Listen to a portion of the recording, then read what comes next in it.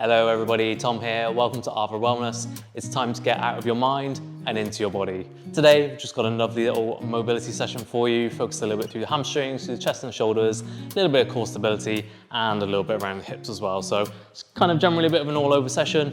Lovely movements, should hopefully feel amazing afterwards. We're gonna get straight into it. So to begin, we're gonna start with the hamstrings, with the hips. It's a lovely little hip hinging motion. We're gonna take a short step back with the left foot here. So your weight's gonna start over your front leg. I don't want you to step too far backwards here because that is gonna stop how well you move. So I want it to be quite a close stance here. Have a little bit of width on the stance to make it a little bit more stable if you need to. If you needed something nearby to hold on to, or just in case, do it by a wall, like use your hands, catch yourself. It's okay, I'd rather that than you fell over, which I'm sure you would as well. So use whatever you need to do. That being said, weight again starts in the front leg. All I'm gonna ask you to do, hips go back, toes the front foot up, arms reach forwards. We don't need to get super low with the torso here. I just want you to think, extend forwards with the fingertips, and then bring it back up, weight comes back into that front leg. And we're just gonna use this as a nice little dynamic stretch for the hamstrings. I always like this kind of springy quality, these dynamic stretches. Everyone always wants to have springy muscles. I think it sounds like a nice thing. So it's really important to try and train that quality into the movement. You're thinking about 1 a second. If it needs to be a little bit slower, it can be a little bit slower.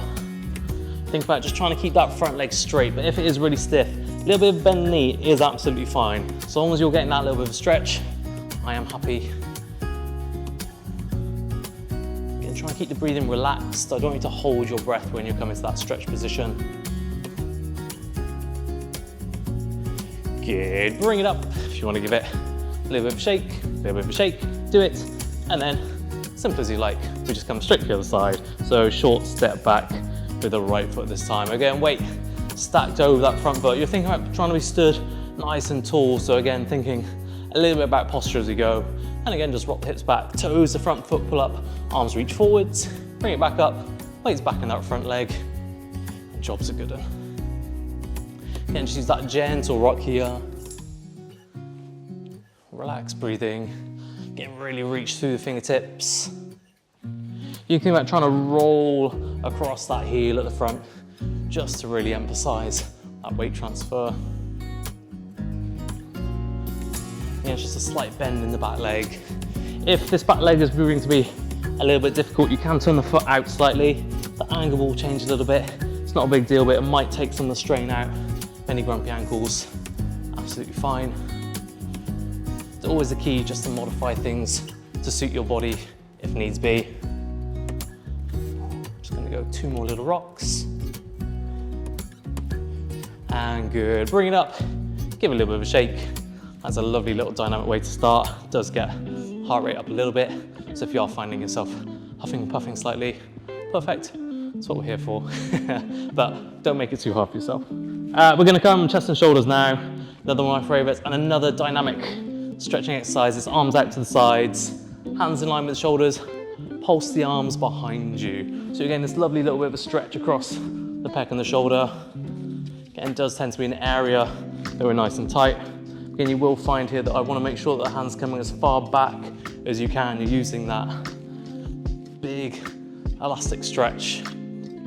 Whereas if you're doing it here and it's not really going there, it's probably not doing the job. So do make sure you get the hands far enough back. And again, we don't just move in one direction. So we're gonna change angles. We're gonna take the left hand slightly higher, right hand slightly lower. Again, here it's very easy to let the ribs flare a whole load. Lower back ends up moving a lot. Might be a little bit uncomfortable. So think navel drawn in just a little bit. And then switch the arms. Again, breathing is happening. Just because the navel draws in doesn't mean that we have to brace through the diaphragm. It's very important to learn the distinction between those two things. So if you find that you're holding your breath as you go, it will make it a lot harder for yourself. I always like to tell everybody that we're not underwater yet. So keep breathing. Good, release the arms down. And then we're going to hip distance apart. Lovely little hip circles here. So I'm sure we've all done something similar, probably at school or some point. It might have been a long time ago, doesn't really matter, but you're just thinking this lovely circular motion through the hip. Nothing too crazy. Again, if it's painful in the lower back at any point, just shave the range of motion off slightly. So if I find that when my hips are going forwards here and I'm getting this kind of pinching, just keep it in, just a smaller movement.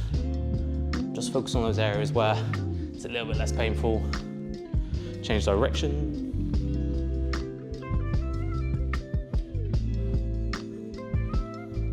Getting straight legs are good here. If you need to bend the knees slightly, it's okay.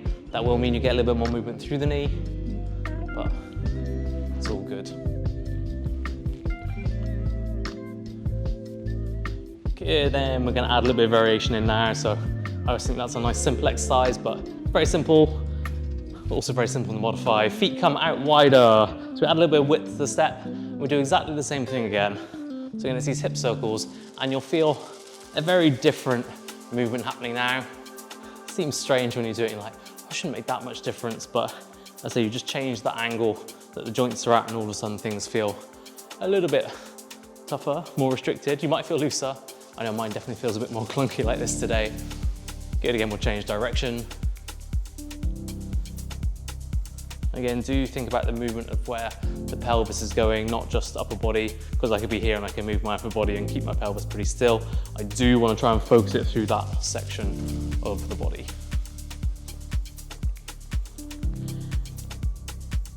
Good, we're going to bring the feet back in, and then we're going to do one more little change here. So we're going to go for a big turnout of the feet. So we're externally rotating through the thighs, which is going to put, again, the joint just a slightly different position. You're going to feel a little bit less stable, have something around if you need to. And again, exactly the same thing, these hip circles, just for this turnout. And again, just starts to get into those kind of deeper portions of the joint when we change all of these positions and rotations. Often overlooked. Again, change direction. Ooh, a little bit of a wobble there for me, that is always fun. So when you've got this turn out of the feet, it does give you a little bit of a narrow base of support. Good. And bring it back into the middle. Now we could do those probably for another 10 minutes and have different widths, different turnouts, turn-ins, one in, one out. But that's a nice little base to do. If you want to do some more at any point, feel free, go for it.